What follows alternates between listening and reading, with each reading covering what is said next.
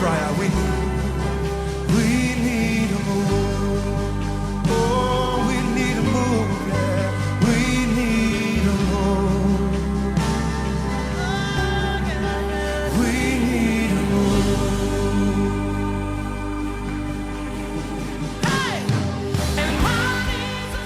Dans 1 Chronique 12, on parle des fils d'Issachar qui avaient la capacité de comprendre et de saisir exactement ce qu'Israël devait faire. On dit les fils d'Issachar ayant l'intelligence des temps. Je crois que dans la saison dans laquelle nous sommes, Dieu suscite un peuple de fils d'Issachar. Dieu veut faire de nous des fils d'Issachar, ayant la capacité de comprendre les temps, ayant la capacité de comprendre les événements, ayant la capacité de saisir exactement qu'est-ce que Dieu veut te dire, afin de savoir quoi faire.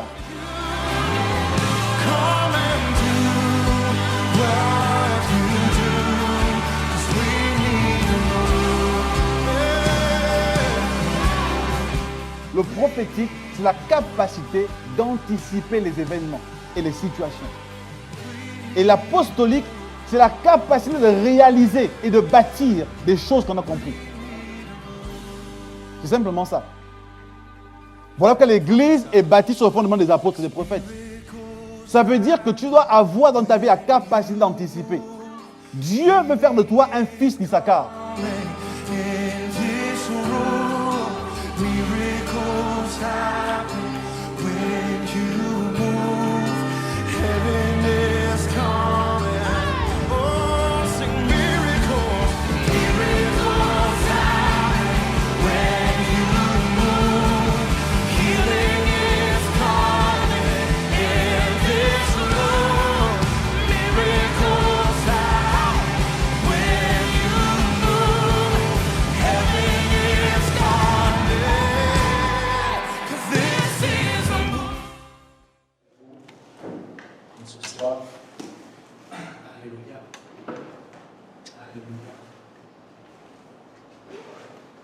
Alléluia, amen, amen, amen.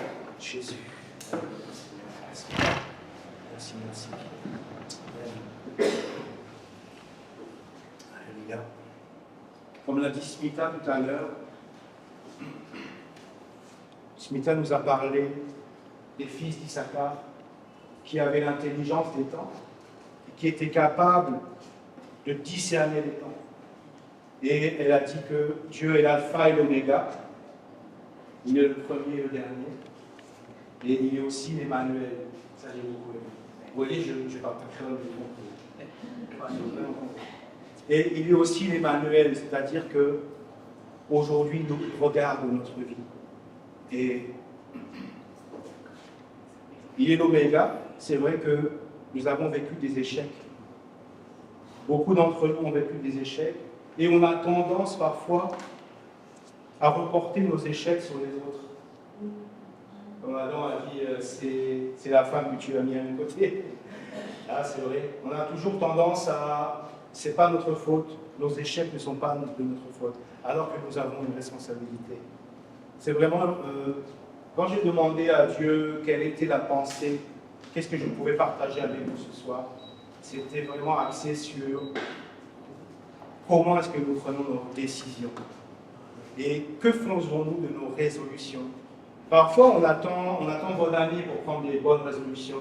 Je ne sais pas si ici vous faites ça, mais en France, on parle de bonne année. Quand bonne année arrive, bon, nous on dit quand le nouvel an arrive, mais je sais que je crois que vous dites bonne année. Voilà, on prend des bonnes résolutions, on ne sait pas à boire, tu vas arrêter de fumer, tu vas arrêter de boire, tu vas arrêter, etc. Il y a beaucoup de choses qu'on prend des décisions. Est-ce que ça dure longtemps ou est-ce qu'aussitôt après on recommence? Et je sentais vraiment que le regard de Dieu est sur nous. Amen. Amen.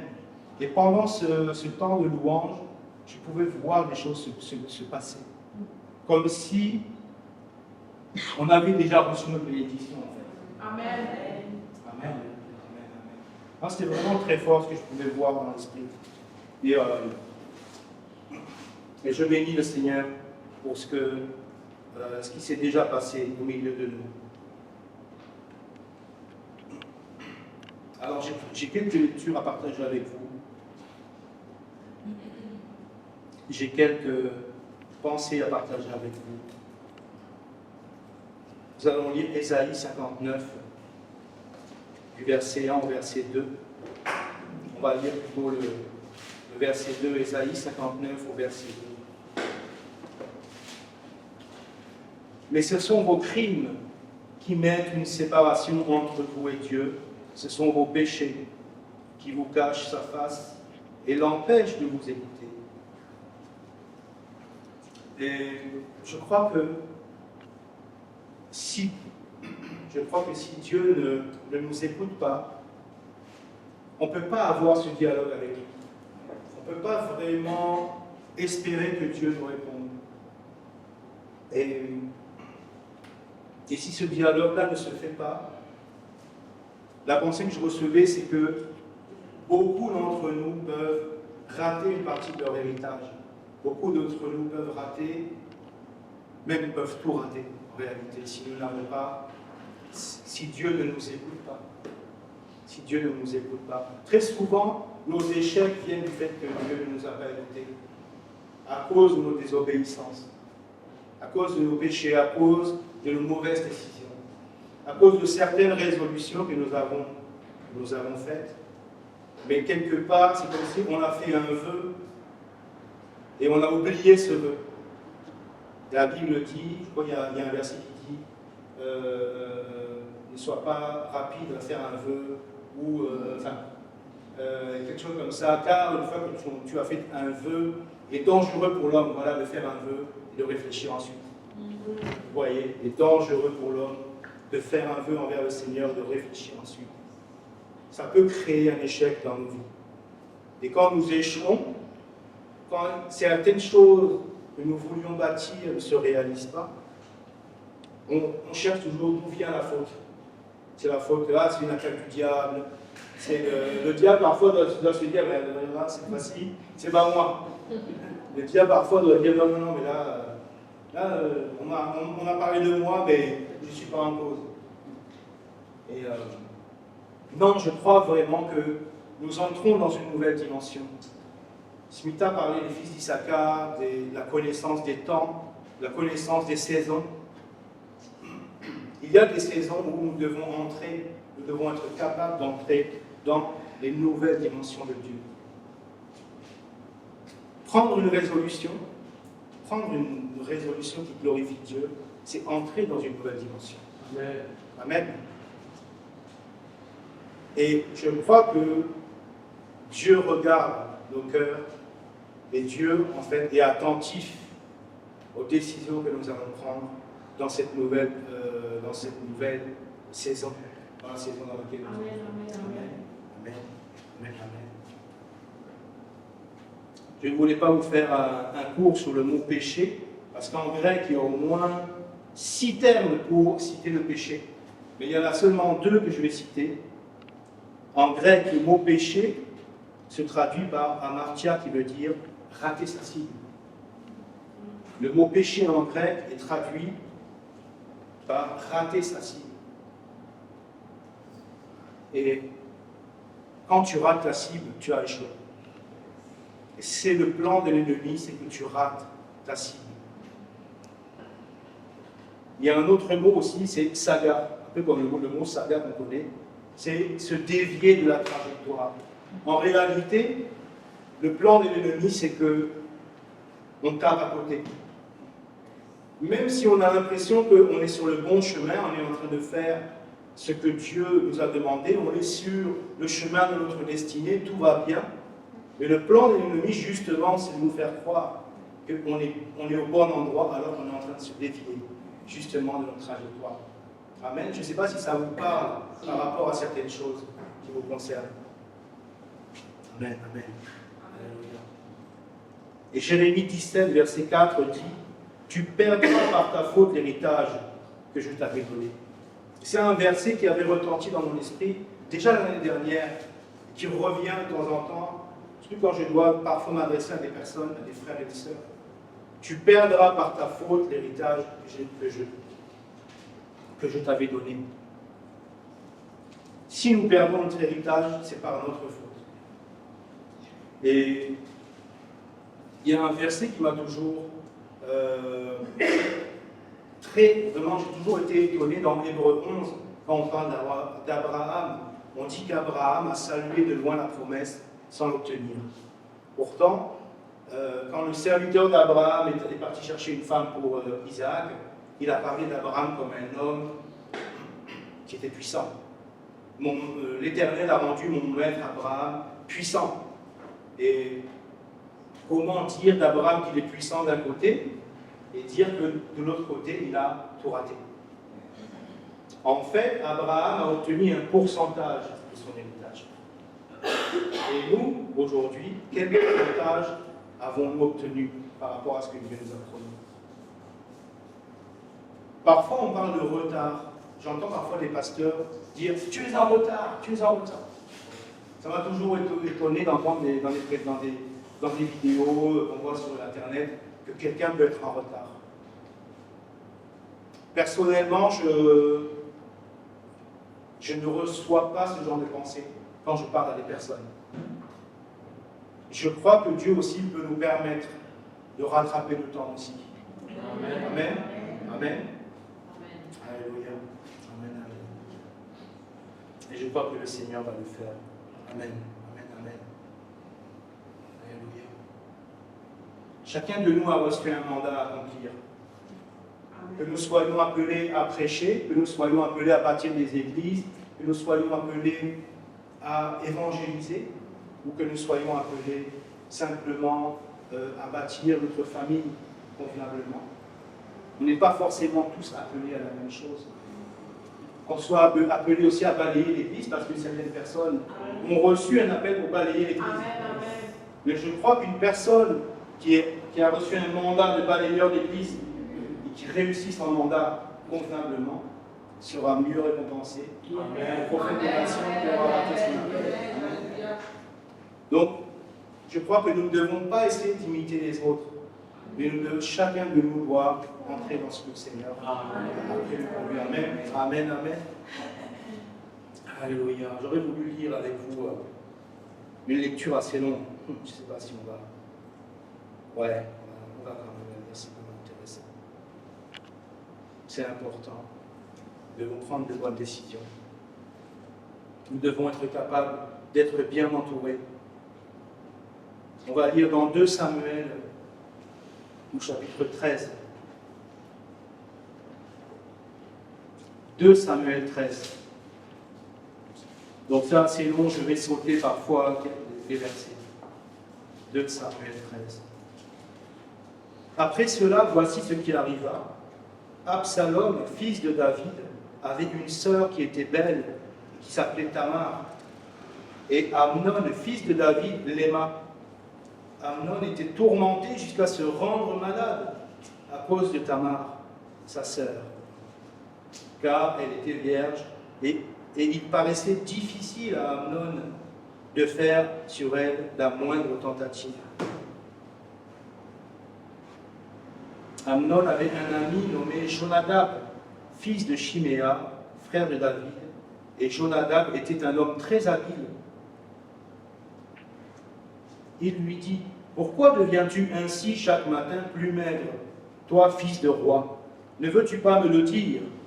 Amnon lui répondit: « J'aime Tamar, sœur d'Absalom, mon frère. » Jonadab lui dit: « Mets-toi au lit et fais le malade. Quand ton père viendra te voir, tu lui diras: Permets à Tamar, ma sœur, de venir pour me donner à manger, qu'elle prépare un mets sous mes yeux, afin que je le voie et que je le prenne de sa main. » Amnon se coucha et fit le malade. Le roi vint le voir et Amnon dit au roi: « Je te prie que Tamar, ma sœur, vienne faire 2 gâteaux sous mes yeux et que je les mange de sa main. » Donc là, je vais sauter une partie. Donc là, David, le roi, envoie Tamar dans les quartiers de Amnon. On dit au verset 7, on dit au verset 8, elle prit de la pâte, les pétrit, prépara devant lui les gâteaux et les fit cuire. Plus loin, au verset 11, comme elle lui présentait à manger. Il la saisit et lui dit, viens, couche avec moi, ma sœur. Elle lui répondit, non, mon frère, ne me déshonore pas, car on n'agit point ainsi en Israël. Ne commets pas cette infamie. Où irai-je, moi, avec ma honte? Et toi, tu serais comme l'un des infâmes en Israël. Maintenant, je te prie, parle au roi, et il ne s'opposera pas à ce que je sois à toi. Mais il ne voulut pas l'écouter, il lui fit violence, et la déshonora et coucha avec elle. Puis Amnon eut pour elle une forte aversion, plus forte que n'avait été son amour, et il lui dit, lève-toi, va-t'en. Et elle lui répondit, n'augmente pas en me chassant le mal, tu m'as déjà fait. Nous allons maintenant passer au verset 20. Absalom, son frère, lui dit, Amnon, ton frère, a-t-il été avec toi? Maintenant, ma sœur, tais-toi, c'est ton frère, ne prends pas cette affaire trop à cœur. Et Tamar, désolée, demeura dans la maison d'Absalom, son frère. Le roi David apprit toutes ces choses et il fut très irrité. Là, on saute, verset 23. 2 ans après, comme Absalom avait les tondeurs, donc ce sont ceux qui tondaient des brebis, il invita tous les fils du roi. Et au verset 28, pour aller plus vite, Absalom donna cet ordre à ses serviteurs. Faites attention quand le cœur d'Amnon sera égayé par le vin, et que je vous dirai, frappez Amnon, alors tuez-le. Ne craignez point, n'est-ce pas moi qui vous l'ordonne? Et au verset 29, les serviteurs d'Absalom traitèrent Amnon comme Absalom l'avait ordonné. Amen. Amen. Donc une lecture troublante. Une lecture troublante. Une lecture troublante. Et je voulais d'abord vous poser une première question. Pensez-vous que la convoitise soit de l'amour? Moi, je crois que parfois, on prend de très mauvaises décisions. On prend de très mauvaises décisions. Et au début, je ne comprenais pas trop pourquoi je recevais ce texte. Et je crois que il y a beaucoup de choses dans ce texte. Mais ce qui m'a surtout touché, c'est l'ami Jonadab. C'est l'ami de Amnon. C'est quel genre d'ami? Quel genre d'ami qui est comme un serpent dans le jardin d'Éden? Et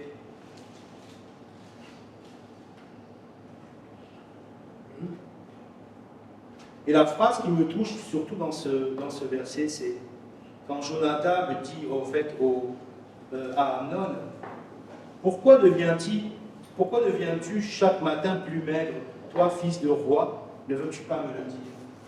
Et c'est comme si Dieu me met face en fait à la personne qui devient le confident de Amnon. Et c'est comme si le Seigneur aussi quelque part nous dit, qui est ton confident? À qui te confies-tu? Qui est la personne à qui tu te livres quand tu as des problèmes, quand tu as besoin de te confier, quand tu as le cœur lourd, quand tu as des problèmes que tu n'arrives pas à résoudre? Vers qui vas-tu, à qui vas-tu exposer tes problèmes?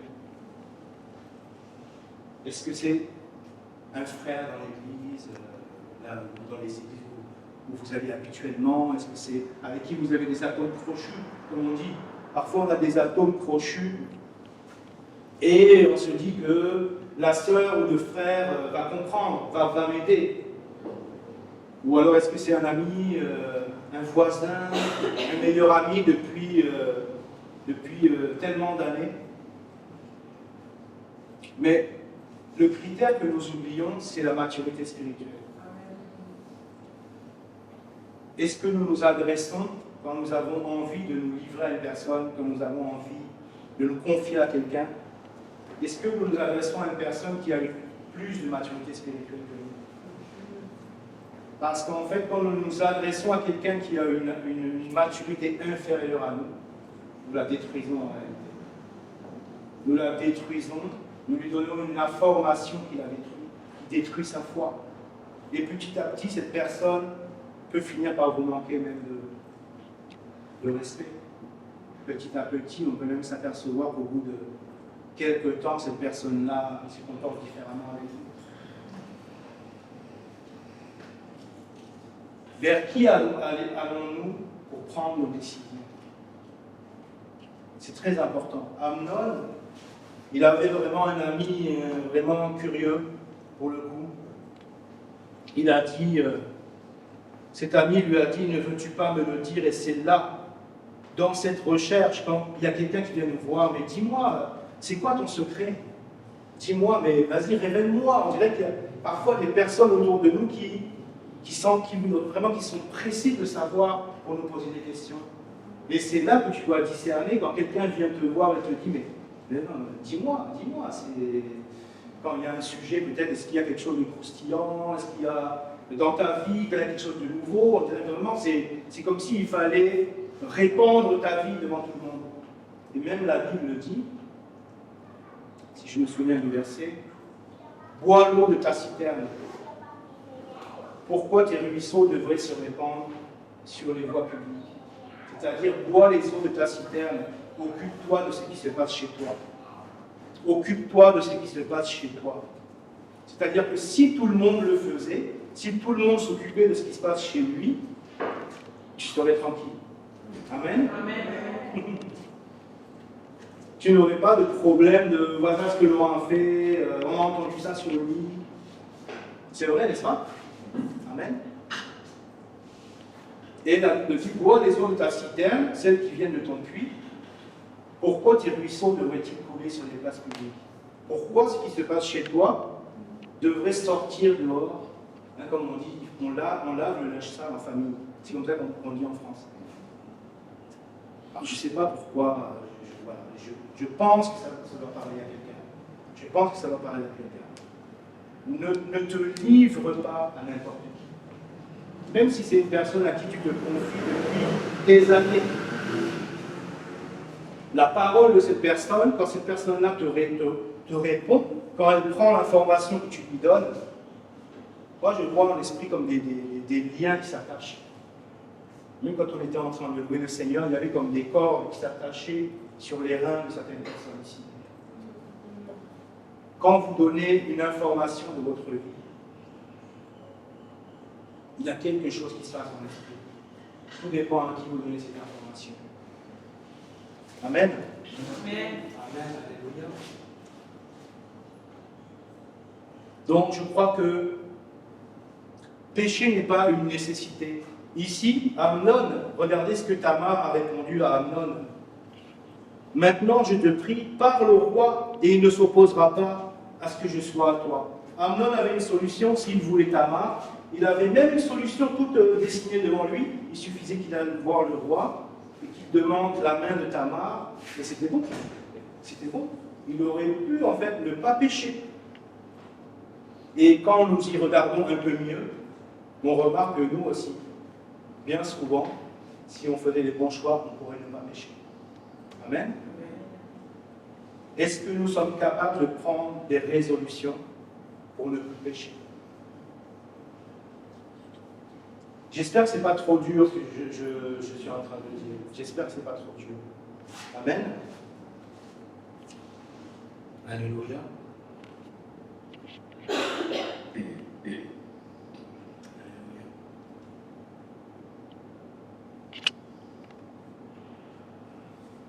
Donc si nous comparons ce texte, j'aurais voulu qu'on puisse faire une petite comparaison. J'aurais voulu que nous puissions comparer la gestation du péché, c'est-à-dire la formation du péché, à la gestation de l'enfant dans le ventre de la maman. C'est-à-dire la formation du péché commence par la tentation. La tentation, c'est la semence. Comment il s'appelle? Amnon, il se rendait malade. Il se rendait malade quand il regardait Tamar.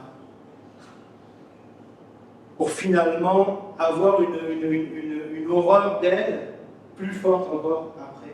Et Dieu sait que quand nous péchons, nous ressentons ce dégoût parfois. C'est vrai, n'est-ce pas? Et Dieu sait quelle amertume peut rester dans nos cœurs quand nous commettons des péchés. C'est comme si notre péché nous regarde, il est là. Voilà ce que tu as fait. N'est-ce pas? Et nous allons entrer dans une nouvelle dimension.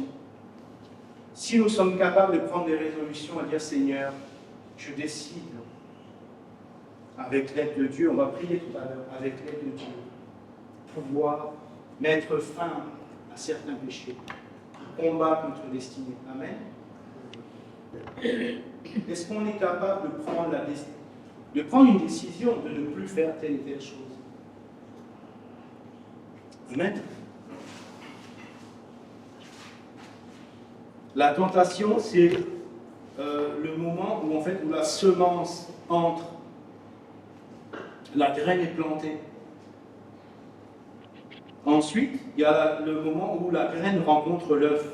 Donc là, c'est poussé par le mauvais conseil. Là, c'est l'ami Jonadab, toujours le serpent qui est toujours là, prêt à nous faire prendre des mauvaises décisions. C'est là, en fait, où parfois les personnes à qui nous nous confions nous donnent de très mauvais conseils. Et c'est là, en fait, où le plus mauvais schéma se présente à nous en réalité. Et malheureusement, plusieurs d'entre nous, on fonce dedans. On fonce dedans, on prend les mauvaises décisions. Et Dieu est en train de nous parler de cela. Dieu est en train de nous parler de cela. Il y a beaucoup de choses qui n'ont pas été réalisées dans la vie de plusieurs d'entre nous parce que nous avons accepté de mauvais conseils. On ne peut pas forcément, là, maintenant, tout nous souvenir de tout. Mais il y a eu des mauvaises décisions. Et le Seigneur est là aussi pour réparer toutes ces choses. Amen. Amen. Amen. Et ensuite, il y a la conception du projet du péché. C'est-à-dire le moment où, dans le ventre de la maman, la graine, la semence et l'œuf se forment maintenant. Et là, c'est le moment où Amnon a dit au roi, il a carrément parlé au roi, il a dit, je suis malade, dis à ma sœur de venir dans ma chambre. Là, c'est carrément appuyer sur le bouton, quoi. Et puis, il y a la naissance du péché, comme l'accouchement de l'enfant, la naissance du péché, il lui fit violence, il la déshonore. Donc, moi, ce que j'aurais voulu vous dire, c'est qu'il faut combattre le péché à la première étape, à l'étape de la tentation. Dès le départ, on doit vraiment... Pourquoi Jésus a dit ne nous induis pas en tentation? Parce que c'est à partir de la tentation que tout découle. La semence entre, et puis, bon, on la laisse faire. On laisse faire les choses. Il faut vraiment combattre la tentation. On peut mettre en place des mécanismes. Il y a un verset qui dit, je crois que je l'ai, qui parle, si ta main est pour toi, est l'occasion de chute. Matthieu 18, voilà. Matthieu 18, verset 8, si ta main ou ton pied est pour toi une occasion de chute, coupe-les et jette-les loin de toi.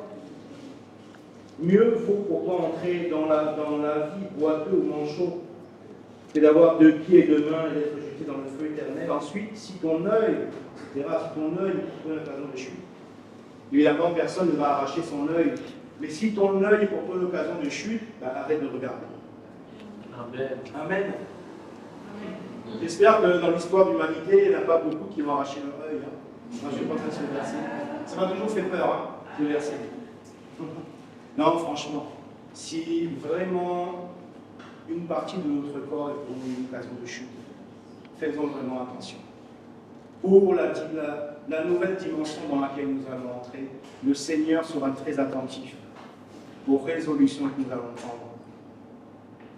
Et il vaudrait mieux ne pas entrer dans cette dimension spirituelle si déjà à la base on a du mal à prendre des bonnes résolutions et à demeurer ferme dans ces résolutions. Amen. Amen, amen, amen. Et on va juste, avant de pouvoir prier, je voulais qu'on puisse... je voulais parler en fait, voilà, dans le même thème des personnes à qui on se confie. Je voulais partager aussi une pensée avec vous. Alors c'est pas biblique, mais c'est historique. Et ça fait longtemps que j'avais entendu un pasteur qui avait parlé de ça. Ça m'avait toujours choqué. Qu'est-ce qu'Israël faisait quand il faisait des Philistins esclaves? Quand Israël, en fait, à l'époque, vous savez ce qu'il faisait au peuple philistin? Quand il faisait des esclaves, personne ne sait. Ça, c'est pas biblique, mais c'est historique. C'est en fait, il les amenait tous sur la place publique. Il ne les amenait pas dans des sous-sols, ou il ne les amenait pas, il ne les cachait pas dans les maisons.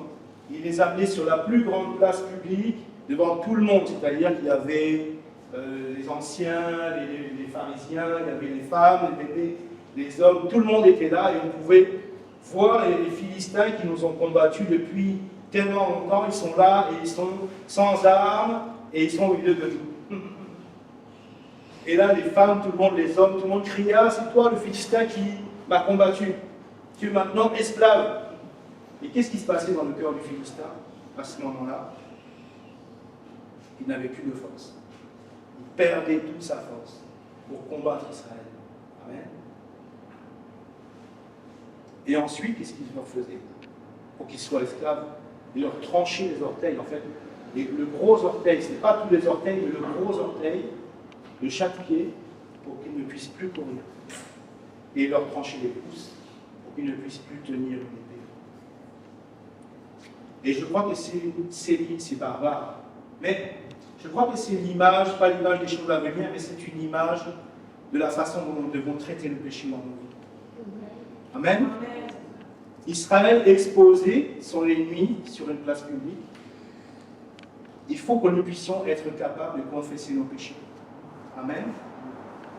Nous devons être capables de confesser nos péchés, premièrement devant Dieu, dans le lieu secret, chacun de nous. Seigneur, pardonne-moi. Je ne sais pas si, j'espère que plusieurs d'entre nous le font. Seigneur, pardonne-moi pour le péché que j'ai commis, voilà, j'ai fait ça. Il faut qu'on puisse mettre des mots sur ce que nous avons fait. Amen. Et ensuite, la Bible dit, confessez vos péchés les uns aux autres. C'est aussi intéressant parce que c'est un verset que moi je dis que c'est un verset qui amène à controverse. Alors c'est Jacques chapitre 5 au verset 16. Confessez donc vos péchés les uns aux autres et priez les uns pour les autres afin que vous soyez guéris. La prière fervente du juste a une grande efficacité. Amen. Il est vrai que lorsque nous confessons nos péchés, le péché perd de la force. Amen. Amen. Mais je dirais presque que ce verset est dangereux parce que si nous commençons, si on commence à confesser nos péchés n'importe comment, n'importe qui, on en revient à cette histoire des personnes immatures. Les frères, j'ai un frère plus mature que moi. Et j'ai aussi un frère qui est plus immature que moi. Dans l'église, on a tous des plus grands et des plus petits. Et on ne peut pas confesser nos péchés les uns aux autres. Et là, justement, il y a un verset intéressant qui dit la prière fervente du juste a une grande efficacité. Le contexte de ce verset veut que nous puissions nous confesser dans un cadre où il y a des hommes et des femmes matures dans l'Église. Et donc, comme nous ne pourrons pas vraiment connaître exactement la maturité des personnes à qui nous voulons parler, nous devons parler aux autorités de l'Église et nous confesser. Amen. C'est important qu'on puisse savoir à qui on va venir exposer notre vie. Mais il faut se confesser. Il faut se confesser. L'Église catholique a fait toute une cérémonie. Hein, voilà. Pardonnez-moi, mon père. Non, je crois que c'est. Non, mais c'est pas bon, c'est pas une nouvelle phrase. Hein. Mais je crois qu'on doit apprendre vraiment à se confesser. À se confesser. Mon père spirituel est là, le prophète Rostov est là. Quand j'ai commencé ma marche spirituelle avec lui, je me suis livré à lui. Et seulement à lui. Parce qu'il a la maturité, la compréhension, la capacité de m'aider à redresser ma vie. Amen. Donc, la décision que j'ai prise, c'est de parler à une personne qui a le mandat pour m'écouter. C'est très important. Et le péché perd de la force dans nos vies. Comme les Philistins, nous devons aussi trancher les orteils et les pouces. Le combat, il y a un combat qui est mené dans nos vies par le péché. Pourquoi couper les orteils? Pourquoi les Philistins? En fait, on coupait les orteils des Philistins pour qu'ils ne puissent plus courir. Au moins, comme ça, ils ne pouvaient plus nous attaquer. Et le péché aussi va et vient dans nos vies. C'est-à-dire que quand le péché veut être nourri, ben, comme on dit, si on n'arrive pas à traiter durement notre corps, on le nourrit. N'est-ce pas? Et le péché se présente à notre porte. Est-ce qu'on domine toujours sur lui? Est-ce qu'on arrive à dominer sur lui? On doit vraiment, par notre consécration, plus de jeûne, plus de prière, plus de temps dans la présence de Dieu, plus de lecture de la Bible. On doit vraiment rentrer dans une décision. Tel péché, je veux arrêter avec ce péché. Je veux arrêter avec ce péché. Je prie vraiment. Je veux vraiment. Il y a une grâce aussi, peut-être il y a un impact spirituel. Pendant que je vous parle, je sens qu'il y a quelque chose aussi qui est là. Le Seigneur est là. Et je prie vraiment que vous puissiez vraiment tourner la page avec certaines choses, que vous puissiez vraiment, que Dieu puisse vous accorder la grâce de pouvoir vraiment couper court avec certains péchés. Amen. Amen. Et couper les pouces, parce que le péché combat notre destinée. Le péché combat notre destinée. Les dernières lectures, c'est ce que j'ai dit tout à l'heure. Si vous me le permettez, juste une dernière lecture. Dans 2 Pierre, chapitre 1, verset 5. Non, 2 Samuel, non, 2 Pierre 1, 5. Faites tous vos efforts pour joindre à votre foi la vertu, à la vertu la science, à la science la tambour. Là, je vais un peu plus vite. Verset 8, car si ces choses sont en vous, donc toutes ces vertus-là sont en vous, et ils sont en abondance, elles ne vous laisseront pas oisifs ni stériles par la connaissance de notre Seigneur Jésus-Christ. Si vraiment toutes les valeurs divines, l'amour fraternel, la patience, la tempérance, toutes ces choses qui viennent de l'Esprit de Dieu sont en vous en abondance, vous ne serez pas oisif ni stérile. L'oisiveté, c'est quelque chose d'assez dangereux parce qu'on ne s'en rend pas compte. C'est quelque chose qui vient tout doucement dans notre vie. On commence à prendre l'habitude de faire certaines activités qu'on faisait, ben on ne les fait plus. Et on devient oisif, c'est-à-dire qu'on a plus de temps pour la distraction. On a plus de temps pour se laisser aller. On a plus de temps pour se relâcher. Et quand on se relâche, on est plus faible. N'est-ce pas? Et 2 Samuel 11 nous parle de David. 2 Samuel 11, au verset 2, nous dit que un soir, David se leva de sa couche, et comme il se promenait sur le toit de la maison royale, il aperçut de là une femme qui se baignait, et qui était très belle de figure. David fit demander qui était cette femme. On lui a dit, n'est-ce pas là, Bathsheba, fille d'Eliam, femme d'Uri. Bon, je ne continue pas, vous connaissez l'histoire. Vous connaissez la suite.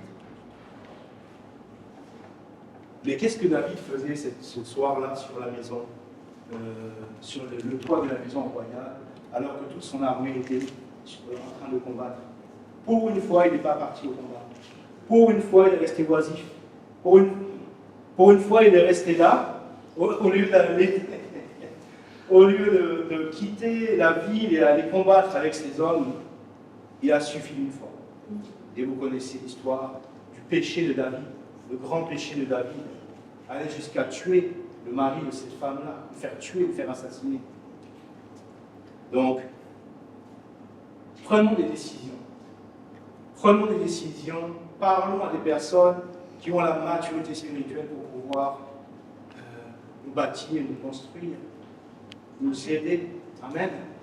On va prier pour ça, si vous voulez bien, on va prier pour ça. Je ne sais pas, j'aurais voulu peut-être que le prophète Osman dirige un temps de prière si c'était possible. Amen. Amen. Je pense que Dieu va vous parler. Quand la parole est libérée de cette manière, quand on parle ici de péché, le péché c'est simplement la chose que tu ne dois pas faire. Amen. Je ne connais pas ta situation, je ne sais pas dans quel tu te trouves aujourd'hui. Ce qui est sûr, c'est qu'il y a des fonctionnements qui nous ralentissent, qui nous empêchent de devenir qui nous devons devenir. Soyons ainsi. La Bible déclare ici que la main de Dieu n'est pas trop courte. Amen. Il y a des choses que Dieu veut faire, des choses que Dieu veut produire, Dieu veut accomplir, Dieu veut bâtir. Et nous devons être sensibles à cela. Amen. Je veux que nous puissions nous lever juste un instant dans notre vie. Vous savez comment prier la parole de Dieu qui est venue vers toi, comment la parole de Dieu s'est adressée à toi en cette soirée. Mais j'aimerais simplement te dire qu'il y a une nouvelle identité que Dieu est en train de donner maintenant. J'ai une identité nouvelle. Je ne sais pas comment tu te vois jusqu'à aujourd'hui. Je ne sais pas quelle nature avec laquelle tu fonctionnes actuellement. La Bible déclare que chacun est esclave qui a triomphé de lui. Qu'est-ce qui a triomphé de toi? Qu'est-ce qui te maintient? Qu'est-ce qui t'empêche de progresser? Qu'est-ce qui te maintient au même niveau jusqu'à aujourd'hui? Il y a la puissance de Dieu qui est disponible maintenant pour te permettre de progresser et de permettre d'atteindre la chose que Dieu veut faire avec toi.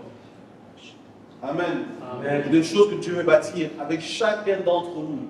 Dieu veut t'emmener quelque part. Dieu veut produire un résultat à l'intérieur de toi.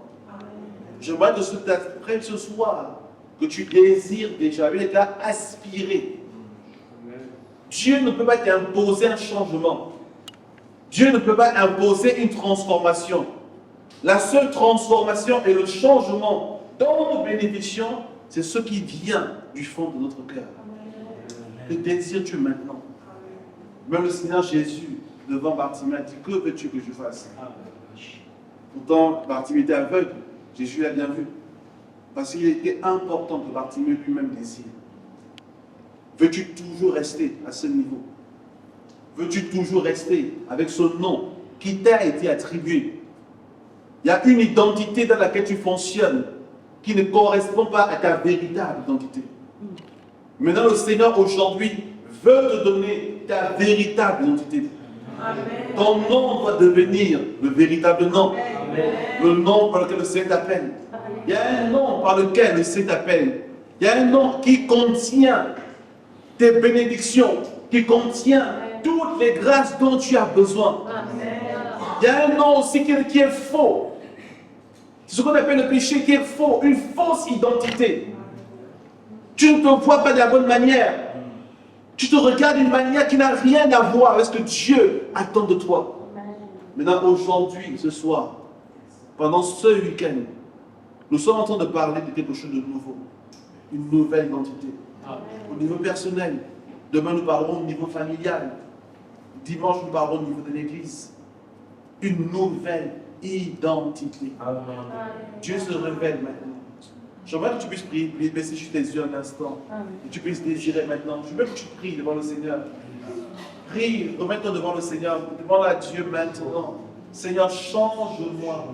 Emmène-moi quelque part. Change mon nom. Jacob a lutté avec Dieu et il est devenu Israël. Il y a un nom nouveau qui est attaché à ta vie. Il y a un nom nouveau qui est attaché à ta vie. Il y a un nom nouveau qui est attaché à ce que tu es. Il y a un nom nouveau. Il y a un nom nouveau. Il y a un nom nouveau. Quelque chose de nouveau. Quelque chose de nouveau. Quelque chose de nouveau. Dans le nom puissant de Jésus. Dans le nom de Jésus. Merci Seigneur. Merci Père pour ce que tu fais. Pour ce que tu produis maintenant. Dans le nom de Jésus. Dans le nom de Jésus. Dans le nom de Jésus. Ce soir, je voudrais prier pour quelques personnes. Je ne sais pas si le temps nous permettra. On a un peu des personnes hier déjà. Je ne peux pas prier pour vous tous les jours. Mais la chose que Dieu t'a déjà dit hier, c'est diable. Garde la parole que tu as reçue. Amen. Amen. Garde la parole que tu as reçue. Garde l'instruction que tu as reçue. Garde le dépôt. Paul nous dit à Timothée, ne néglige pas le don que tu as reçu par imposition de ménage. Amen. Donc prophétisons beaucoup. Pourquoi? Parce que la prophétie donne la vision de Dieu sur toi. C'est la parole prophétique. Ce n'est pas la magie. C'est juste la vision de Dieu. Parce que tu te vois d'une manière dont Dieu ne te voit pas. Et du coup, tu es perturbé par des mauvaises ondes autour de toi. Maintenant, la parole prophétique vient pour donner la clarté, pour donner la possibilité de voir les choses telles que Dieu te voit. Et nous voulons prier ce soir. Si tu es là ce soir, tu m'en vas prier pour toi hier, et tu veux